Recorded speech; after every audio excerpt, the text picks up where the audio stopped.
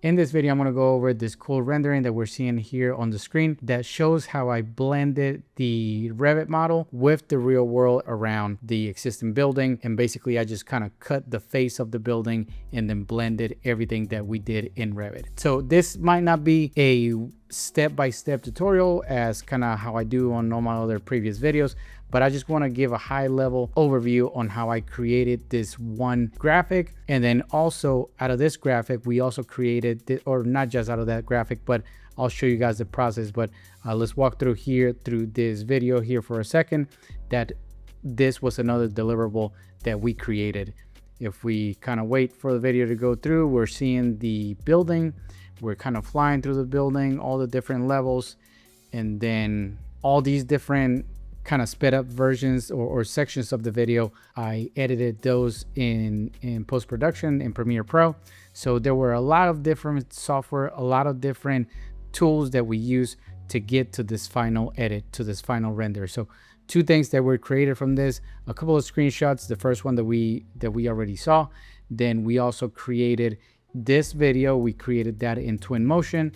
And then the last rendering, basically another screenshot out of Twinmotion, I'll show you guys here in a second, is cutting the roof of the building and then just kind of seeing from up top what the building looks like once you cut the roof off, and just kind of cut a section from the very top all the way to the very bottom.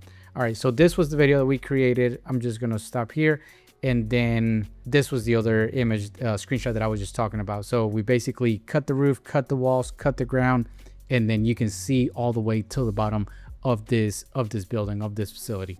All right, so how did we get here? I'm gonna leave a link here somewhere at the bottom of the screen, or the top of the screen, to previous videos that show how I collected some of the data when we were out doing a tour of the facility. Just to give a quick summary, is I used the Leica RTC 360 and I used the Leica BLK2GO scanner to walk through this entire building, scan the whole thing, and then be able to grab the data, come back to the office, process the data, and have a point cloud, have a laser scan point cloud that I was able to bring into Revit, and I'll show you guys here in a second, to build this model off of.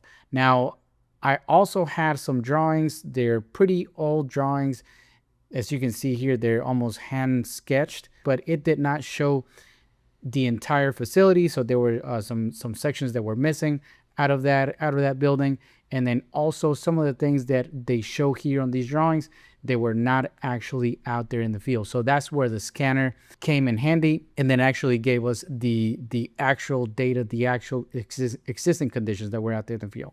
So between the scanner, these drawings, and then just pictures that I took out there, I was able to basically build that whole model from scratch. We didn't have any models for this building, so I was able to build this model from scratch and then kind of go through the process that we go through to get the final renderings out of Twinmotion, and then the final video that we saw.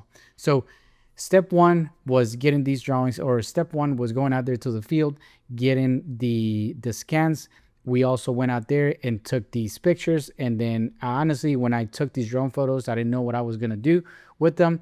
But I found out that this was a pretty good shot for me to basically cut the face of this smaller building, and then kind of blend the model, kind of cut all the asphalt down, and then blend the model with the existing building. So that's what we saw here on this screenshot. All right, so how did I create this? So step one, I opened up Revit, just a brand new file in Revit. And then by looking at the drawings, I started creating the existing building, the existing facility.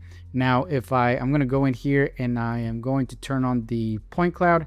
So as you guys can see, we also used the point cloud, we overlaid it, and that actually helped me with a lot of things that, like I said, that were missing from those contract drawings. So if I cut the building down, we can see the existing facility, and then we were able to model off of this point cloud. And then off of that point cloud, I was also able to create this topo solid. Basically, I just kind of wanted to get it ground so the model wouldn't be out there kind of floating in space. I wanted to create an existing ground to bring into Twinmotion. All right. Let me go back for a second and let me take it all the way up. And then I'm going to take the topo solid off so you guys can see what the facility looks like. And then I am going to turn off the structural foundation. Basically, I used that as my asphalt. Probably really wasn't a structural foundation, but that's what I used for my asphalt. So you guys can see here the point cloud, which really helped out to create the building. All right, so once we modeled everything in, or once I modeled everything in Revit, then the next thing that I did was I went up here to, the next thing I did was I created these TwinMotion exports. So I created a TwinMotion export of the entire model, so the building and the asphalt and topo solids. Then I created another export for the basement. I called it the basement only, but basically from existing ground, from existing elevation where the asphalt parking lot is at, all the way down. That's what I call the basement. And as you can see here, we have all the piping, all the decks, the concrete decks, and basically all the way down to where the pumps are at the bottom of the building. So this is a pump station with 3 floors down plus the top floor. That's 4 floors and a bunch of mechanical equipment. Then I created another TwinMotion 3D view that shows the top only. Then I created my asphalt 3D view, and then I created my topo solid 3D view. All right, so once I created those, then I went up here to view. Then I went to TwinMotion and I did a DataSmith export file. So basically what this does is just grabs this and then sends it to, or creates a file that we're able to bring into TwinMotion. So once I did all the exports and I saved them somewhere on my desktop, and then I went into TwinMotion, I created a new file. Then I go down here to import, and then this is where we see all the DataSmith files that we exported out of Revit. So you just go to plus, you go to geometry, and then you say open, and then you go and select the DataSmith files wherever you save them on your desktop. Now there's another way that you can also bring files directly from Revit. So this direct link, you can basically just link your Revit file. So if you go here to TwinMotion, you can say one of these things have changed over time, and I haven't done this in a second, but you can say, I want to say it's either synchronize your connections, and then you connect your TwinMotion file with Revit, and every time you make a change here in Revit, for some reason you need to make changes, then you can connect it back to the direct link, and then it'll refresh and then show up all the different things that you did in Revit. Now, I personally don't like doing that. I kind of like to control everything through the geometry and importing the DataSmith files. So that's the way I did it for this project. So let's just say we already imported those files. I'm gonna hit cancel for now. And then here on the scene section of TwinMotion, if I collapse everything, then you can see here, these are all the DataSmith files that I exported out of Revit. So I am going to open this guy up a little bit, and I'm going to get rid of the topo. I'm going to get rid of the asphalt, and I am going to get rid of the trees. And you can see here that that is basically the Revit file that we were looking at. Now, I already applied materials. So when it first came in, it came in just all white. It did not have any colors, any materials applied to it. So the first step that I did once I brought all these guys in here is I went down here to materials. Actually, you go here first. You go to your materials section or library here. You can create all your own materials, but I just kind of use all the default ones that TwinMotion has.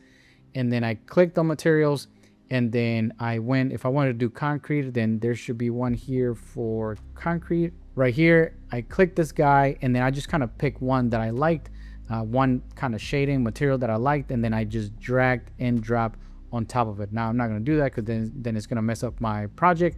And then once you do that, all these guys will start getting saved. All the materials that you use will start getting kind of saved here in this window. So if you go down here to your materials option down here, you're able to just drag from here and then place the materials for the brick or for whatever new things that you're bringing in, as you're bringing for any new items that you're bringing in from Revit as you're doing your DataSmith imports. All right, so that is the materials, and that's how I ended up here. And then another thing that I did is with my existing topo, so basically with this existing ground, I know that out there, if we go back to this picture, I know that there was a bunch of trees out there, so I wanted to give it, I didn't want it to be this just kind of bare ground and then not have anything around it. So the way that I did these trees, where I actually use the trees here in Twinmotion, you go back up here to your library, you say vegetation, and then here you have a bunch of trees that you can pick from, and then as you're picking, you can just place them all around your scene. And then that's how I created all these kind of trees that you're seeing around here. Now, I wish I had more time to kind of make it a little bit nicer, a little bit better, but I just did not have all that time to get this done. And then that's how I placed all the trees and then did that. All right, so once I did that and I like how everything looks, the next thing I did was I basically, to create this, now we're going to move into how did I create this shot, right? So this was a lot of tweaking and probably took me like at least an hour to get this, to get the same angle that I used when I took this photo with the drone. So it was a lot of tweaking, a lot of back and forth, but I went here to media and then I just created a new image. So I'm just gonna say add image, and then I went here and started tweaking it and then moving my kind of panning around, trying to get the same angle that I did when I was out there with the drone.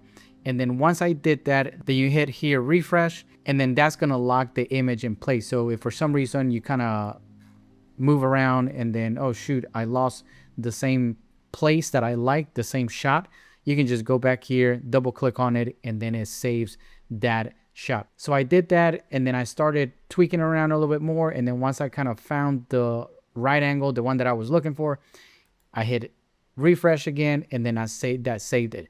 So to export this image, I went to export,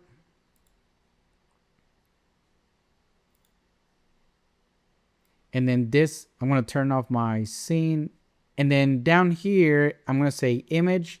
I'm going to say I want to add an image. You're going to select the image that you're going to want to export, and then you're going to hit export. Now I'm going to do that because we already did this. I'm just kind of walking through the process. So that was the image that we used, and basically it was this guy. I kind of got rid of the ground, got rid of everything else, and then I only wanted the building. And then I, in Twinmotion, before I did the export, before I set the image, I believe I turned off all these walls and then just kind of left it as is. So this was the image that I got out of Twinmotion. And then also for the video, so if you go up here, down here, so we're in the media tab.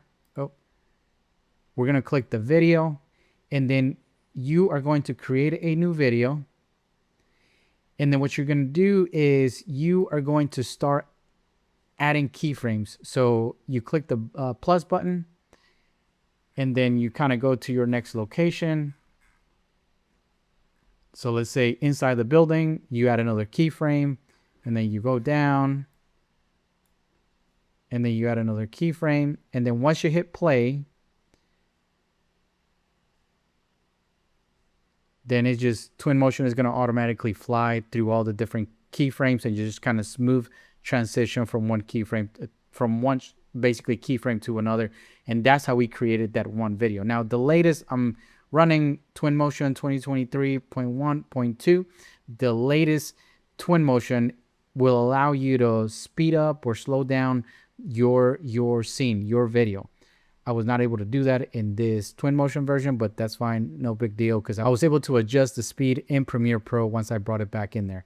And then also here, you can say, right now it's 10 seconds, but you can say, I want this video to be a 1 minute and 10 seconds. And then if I let it play again, this is going to be like super slow because it has to take 1 minute and 10 seconds to go through all that. All right, so, and then once you're ready to export your video, you're going to go to export, and then instead of an image, we're going to say video. So you're going to select this little guy right here, and then I'm going to say export video 2 or export video 1, and then you just basically going to say export, start export. Now we're not going to do that. All right, so now that is in Twinmotion. All right, and the last thing I did is I brought the drone image into Photoshop, And then as you guys remember here, the image had a couple cars here. So what I did is I used the AI feature in Photoshop. I grabbed them and then I basically deleted them. Now that's why we're not seeing any cars in this image.